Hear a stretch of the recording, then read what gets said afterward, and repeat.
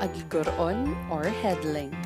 It is the inserting of the prearranged warp threads into the heddles or guron.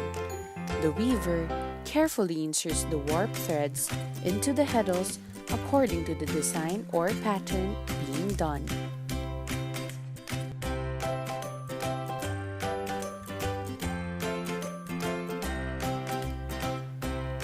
Agisubo or weaving. Inserting of the warp threads from the heddles into the reed or sugod.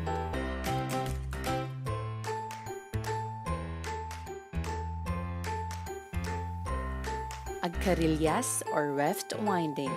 From the cones, spools, or rolls of thread, the threads for the weft are wound into bobbins, which would later be installed in the shuttles through the use of the pagkarilyasan or roedo. Weft winding can actually be done from the time the weft threads had been starched,